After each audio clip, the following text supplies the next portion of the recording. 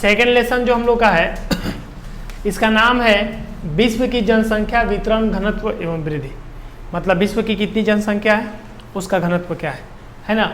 English में इसको कहा जाता है वर्ल्ड पॉपुलेशन, यानी कि विश्व की जनसंख्या, वर्ल्ड पॉपुलेशन डिस्ट्रीब्यूशन डिस्ट्रेनी ग्रोथ, यानी विश्व में जनसंख्या का क्या ग्रोथ हो रहा है, क्या वृद्धि हो रहा है। इस चैप्टर में हम लोग पूर्ण रूप से इसके बारे में बात करने वाले हैं। यदि हम लोग ये बात करें कि जनसंख्या क्या है और इसका उदाहरण क्या है, तो भारत देश में सामान्य तौर पर किसी भी देश में, जिला में या किसी भी महादेश में जो जनसंख्या में वृद्धि होता है या कमी होता है या प्रवास दर होता है, उसी से तात्पर्य किसी जनसंख्या का होता है।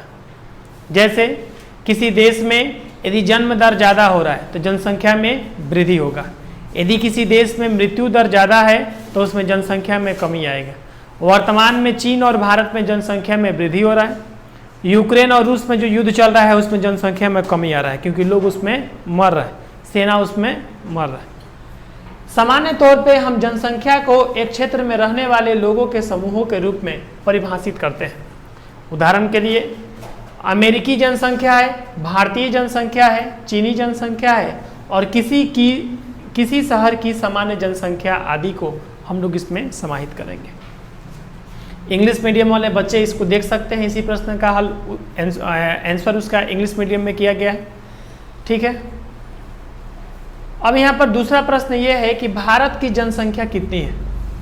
प्रश्न ये भी है कि भारत की जो जनसंख्या है वो कितनी है। 2023 में भारत की कुल जो जनसंख्या है लगभग 140 करोड़ की जनसंख्या है, यानी 1 अरब 40 करोड़, एक वर्ड में बोला जा सकता है इसको। देखिए 1 अरब 40 करोड़ लमसम 42,34,872 तक ये पहुंच चुकी है जनसंख्या। इसको काउंट मत कीजिएगा क्योंकि ये बढ़ता घटता रहता है। ठीक है, लगभग ये समझना है कि 140 करोड़ तक भारत की जनसंख्या 2023 में पहुंच चुकी है ना।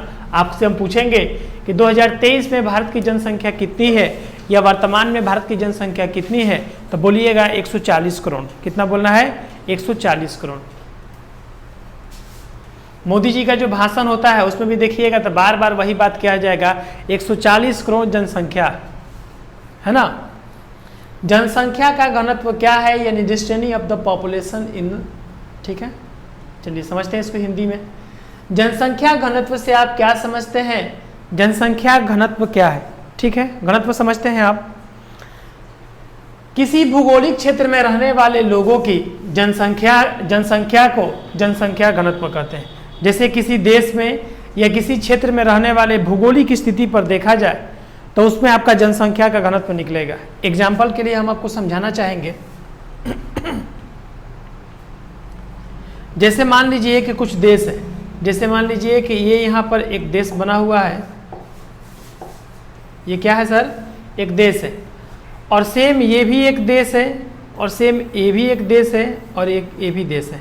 4 देश का एग्जाम्पल है। फॉर एग्जाम्पल समझिएगा जनसंख्या घनत्व क्या होता है। यदि इसका पॉपुलेशन दर इतना है,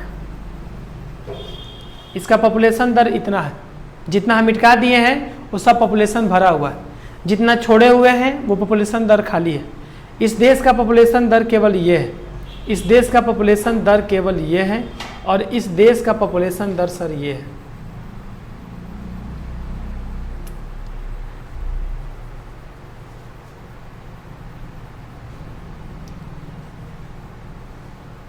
दिख रहा है आपको? इसका पॉपुलेशन दर दिख रहा है आपको? इसका पॉपुलेशन दर बहुत ज़्यादा है सर। तो ये बताइए कि इनमें घनत्व के हिसाब से पॉपुलेशन दर किसका ज़्यादा है, किसका कम है? घनत्व के आधार पर देखिएगा तो इस देश का पॉपुलेशन ज़्यादा है, और इससे भी ज़्यादा इस देश का पॉपुलेशन है। माना कि एक बड़ा देश है, इसका नाम है चीन, लेकिन इसका जनसंख्या दर ज़्यादा है।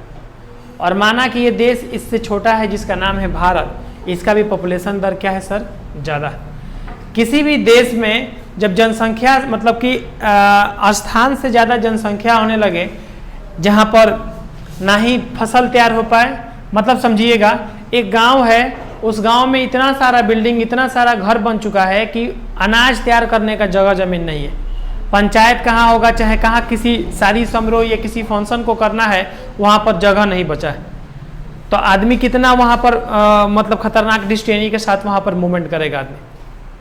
प्रॉब्लम ये है वहाँ पर कि जनसंख्या ज़्यादा भर जाएगा, जिसके वजह से कई आर्थिक सामना हमें मतलब कई आर्थिक समस्याओं का भी सामना करना होगा और कई मानसिक समस्याओं का भी हमें सामना करना होता है। इसको कहते हैं जनसंख्या घनत्व। वर्तमान में भारत और चीन की जो जनसंख्या है, चीन का जनसंख्या जो है लमसम आपका 18% कुछ है, और भारत का जनसंख्या लमसम आपका 17 यानी 18% लमसम। लगभग एशिया के दो ऐसे देश हैं भारत और चीन, जिसका जनसंख्या लगभग 36% है। कितना परसेंट है? 36% है। आपसे कभी पूछा जाएगा कि जनसंख्या घनत्व से आप क्या समझते हैं, तो बोलिएगा किसी देश की भूगोलिक स्थिति को देखते हुए वहाँ की जनसंख्या दर को देखेंगे, और भूगोलिक जमीन यानी भौगोलिक स्थिति के अनुसार यदि जनसंख्या ज़्यादा है तो उसका बोलेंगे जनसंख्या घनत्व ज़्यादा है, यदि कम रहेगा तो क्या बोलेंगे? जनसंख्या घनत्व कम है। कृषि घनत्व से आप क्या समझते हैं? कृषि घनत्व बराबर क्या होता है? कृषि घनत्व बराबर कृषि जनसंख्या क्या होता है बच्चा इसका? कृषि जनसंख्या डिवाइडेड निवल कृषि क्षेत्र, यानी कि आपको कृषि का घनत्व निकालना है तो कृषि की जनसंख्या निकाल दीजिए, कुल लोगों की कितना जनसंख्या वो निकाल दीजिए और डिवाइडेड कर दीजिए उसके फील्ड के साथ। मतलब समझिए, आपको कृषि जनसंख्या निकालना है। क्या निकालना है? कृषि घनत्व आपको निकालना है ना जी। कृषि घनत्व आपको निकालना है। कृषि घनत्व बराबर क्या होगा? कृषि की कुल संख्या, टोटल फार्मर यानी कृषि की कुल संख्या, कितने फार्मर हैं, कितने लोग हैं। आपको भूमि का संख्या निकालना होगा कि जमीन कितना है, यानी कि यहाँ पर जमीन कितना है या यहाँ पर भूमि कितना है, कृषि लायक भूमि कितना है, और देखेंगे कि कृषि वाले लोग कितने हैं जो कृषि का कार्य करते हैं। समझ में आ रहा है हम क्या बोल रहे हैं यहाँ पर? यानी कि आपको कभी भी कृषि घनत्व निकालना है तो कृषि घनत्व से तात्पर्य कृषि में जो लोग रहते हैं, जो उनके परिवार के लोग रहते हैं। आपको यहाँ पर हम दिखा देते हैं, देखिए कृषि जनसंख्या में कृषक, कृषि मजदूर और उनके परिवार के सदस्य सम्मिलित है। कृषि घनत्व क्या है? कृषि घनत्व में कृषि के परिवार, कृषि के मजदूर लोग और उनसे संबंधित लोग ही हैं जो कि कृषि के काम से जुड़े हुए हैं, चाहे कृषक हो चाहे कृषक का परिवार हो। उसका तात्पर्य इसी से है। जैसे ये पूरा परिवार है, इसमें से ये मान लो कि 2 आदमी कृषि मतलब कि खेती बाड़ी कर रहे हैं, तो ये पूरा कृषि में ये पूरा लोग आ जाएंगे। इनका पॉपुलेशन पूरा ये चेक कर दिया जाएगा कितना लोग हैं यहाँ पर। समझ में आ रहा है? देखिए यहाँ पर कृषि घनत्व से आप क्या समझते हैं?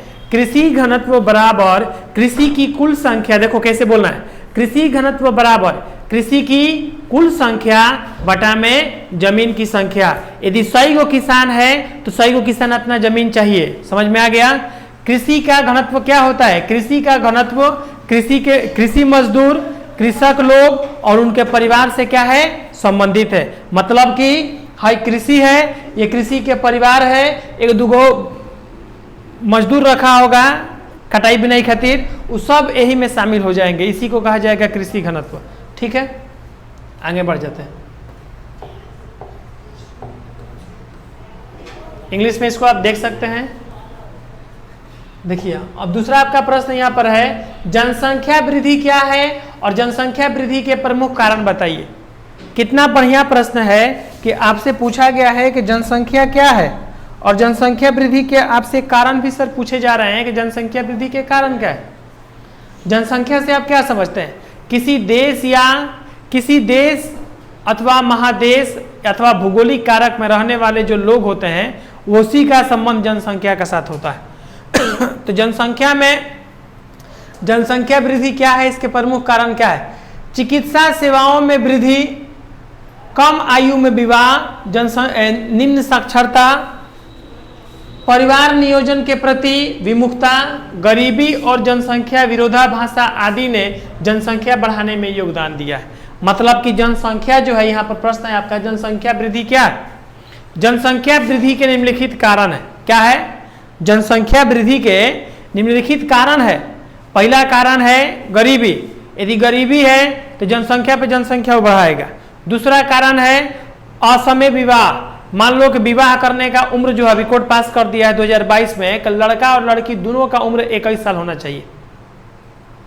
पहले क्या होता था कि 15 साल 16 साल पे विवाह कर दिया जाएगा लड़का लड़की के, और लोगों का मतलब नहीं रहेगा कि मतलब कि समझ में नहीं आएगा कि विवाह हुआ है। कम से कम एक आदमी का 6 को बच्चा 10 को बच्चा रहेगा, है कि नहीं है। अब विवाह कैसे हो रहा है 21 साल के बाद, और उसमें भी लिमिट है कि हम दो हमारे दो वाला कॉन्सेप्ट जो बताए थे आप लोगों को। असमय विवाह कर देना, कम आयु में विवाह करोगे वृद्धि होगा जनसंख्या में। निम्न साक्षरता दर, साक्षरता का मतलब होता है पढ़ाई लिखाई। पढ़ाई लिखाई बढ़िया नहीं रहेगा, कम बुद्धि रहेगा, कम शिक्षित रहेंगे लोग, तो उसमें परिवार में जनसंख्या ज़्यादा होगा।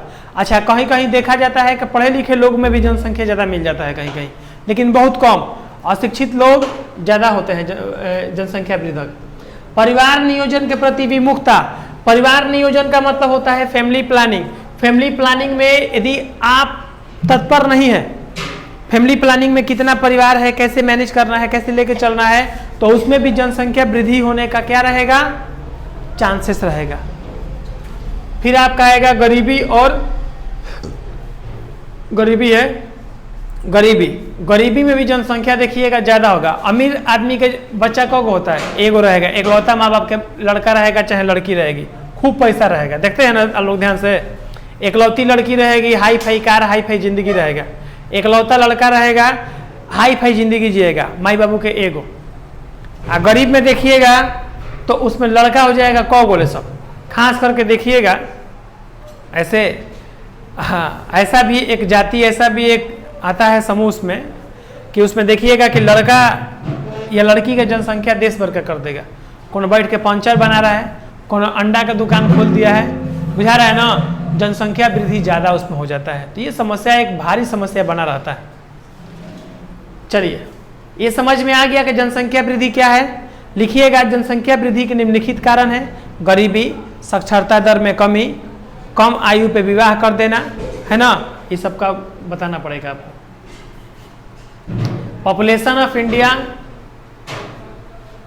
जनसंख्या के वितरण को प्रभावित करने वाले 3 भौगोलिक कारकों का उल्लेख कीजिए। ये प्रश्न 100% आने का चांसेस रहता है आपका इस चैप्टर से। जनसंख्या विवरण को प्रभावित करने वाले 3 भौगोलिक कारकों को आपको लिखना है। तो लिखना है आपको, जनसंख्या की मात्रा को प्रभावित करने वाले कुछ भौतिक कारण है, जैसे जल की आपूर्ति, जहाँ पानी रहेगा उसी आदमी रहेंगे, आप बताए थे आपको। पीने खातिर पानी नहीं रहेगा, नहाने खातिर पानी नहीं रहेगा, तो आदमी रहेगा वहाँ पर, आदमी बिल्कुल नहीं रहेगा। फिर जलवायु, बढ़िया वातावरण नहीं रहेगा। जैसे मान लो कोनो देश है, दक्षिण अफ्रीका है, खाली ओकरा में घामे होता है, करिया करिया सब रहेगा। कोनो देश है कि खाली बर्फे गिर रहा है, जब ओजो रहने में दिक्कत है। काम नहीं करना है भाई, खाना पीना है, अनाज उगाना है, अभी बहुत सारा काम करना है। यदि ऐसे रहेगा तो कैसे चलेगा। अब भारत ऐसा देश है कि एकरा में 6 गो ऋतु मिल जाता है, वही से जनसंख्या बढ़ा दिया सब एजा। ठंडा मिलेगा, बरसात, देखो ग्रीष्म ऋतु, शरद ऋतु, वर्षा ऋतु, है ना, पतझड़ आएगा आपका, वसंत पंचमी में देखते हैं सब मौसम में मिल जाता है। इसमें इंग्लिश में 5 गो, हिंदी में 6 गो सीजन होता है, तो सब मिलेगा भारत में। भूमि का निर्माण भी लमसम बढ़िया है।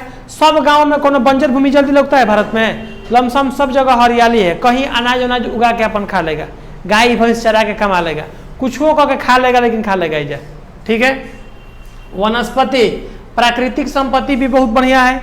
आम का पेड़ देखोगे, मतलब इंडिया में करोड़ों आम का पेड़ है, अलग अलग फल का पेड़ है, साग सब्जी सब मिलिए जा रहा है। तब प्राकृतिक संपत्ति भी बढ़िया है, मिट्टी भी बढ़िया है, मिट्टी और ऊर्जा की पहुंच भी शामिल है। मिट्टी बढ़िया है, मिट्टी में ऊर्जा भी बहुत बढ़िया है यहाँ का। जनसंख्या घनत्व को शामिल करने वाले मानवीय कारकों को सामाजिक, राजनीतिक और आर्थिक कारक में भी शामिल किया जाता है। इसको आपको याद करना होगा, कर लीजिएगा। यदि किसी भी प्रश्न में दिक्कत होगा समझने में तो आप बोलिएगा, हम फिर से उसको समझा देंगे, ठीक है। जनसंख्या वृद्धि के 3 गो कारण बताइए। जनसंख्या वृद्धि के 3 गो कारण निम्नलिखित है: जन्म दर, मृत्यु दर और प्रवास दर।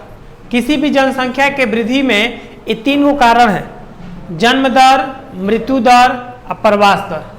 किसी भी देश की जनसंख्या को घटाने या बढ़ाने में प्रमुखतः 3 कारक होते हैं: जन्म दर, मृत्यु दर तथा प्रवास दर। प्रवास दर को आप आवास प्रवास भी कह सकते हैं। जन्म दर अधिक एवं मृत्यु दर कम होने पर जनसंख्या में वृद्धि होगा। मतलब कि जन्म ज़्यादा होगा और मरेगा कम तो जनसंख्या में वृद्धि नहीं होगा। और जन्म दर कम होगा और मृत्यु दर ज़्यादा होगा तो जनसंख्या में कमी आएगा। और सर तीसरा का प्रवास क्या है? अप्रवास प्रवास, जैसे व्यक्ति है गांव में कम्युनी होकर नहीं है और बाहर में कहीं शिफ्ट हो गया, इसी को कहते हैं प्रवास। क्या कहते हैं? प्रवास। क्वेश्चन आता है कि जनसंख्या प्रवास क्या है, प्रवास दर क्या है। इसके बाद ये पूछेगा आवास प्रवास दर क्या है, तो बोलना होगा यदि कोई व्यक्ति रोजी रोटी के लिए अपने गांव को या अपने शहर को छोड़कर किसी और स्थान पर जाकर अपना जीवन यापन करता है, उसी को हम लोग प्रवास कहते हैं। क्या कहते हैं? प्रवास कहते हैं। याद रखिएगा सर। अब देखिए जनसंख्या पे वृद्धि देख रहे हैं, अपन गांव घर छोड़ के दिल्ली मुंबई पटना कहाँ कहाँ जाता है सब कमाने के लिए, तो इसी को प्रवास दर कहते हैं। अब इतना जनसंख्या है, जनसंख्या और इतना आदमी है, एक आदमी का मान लो 2 गो 4 गो 6 गो सब बच्चा होगा आने वाला समय में, होगा कि नहीं होगा? तो 2 गो 4 गो 6 गो बच्चा होगा तो और भीड़ होगा कि नहीं होगा? पहले रहता था कि ट्रेन में आदमी बैठ के, अंग्रेज जब ट्रेन बनाया था बैठ के आराम से जाता था। फिर आहिस्ते आहिस्ते आहिस्ते आहिस्ते ट्रेन में देखो क्या हम कहें उसको, ट्रेन कम हो गया, आदमी की संख्या ज़्यादा हो गया।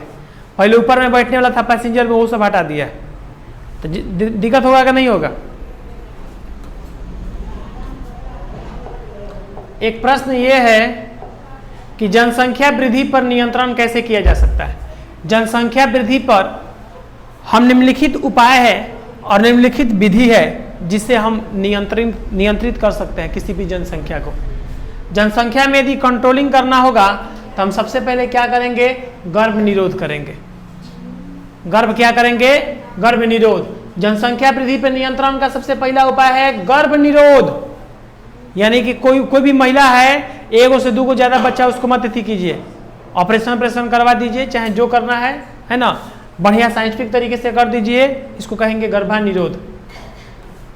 इसके बाद आएगा आपका संभोग स्थगन, यानी कि सेक्सुअल एब्सेंस को क्या किया जाए? ब्रेक किया जाए, जिसके वजह से भी क्या होगा? जनसंख्या वृद्धि में कमी आएगा। तीसरा है शिशु मृत्यु दर को कम करना, जिससे लोगों का डर बच्चों के न बचने का और कम हो जाएगा। यानी कि शिशु दर जो है, देखो यहाँ पर लिखा हुआ है, शिशु मृत्यु दर को क्या करना? कम करना।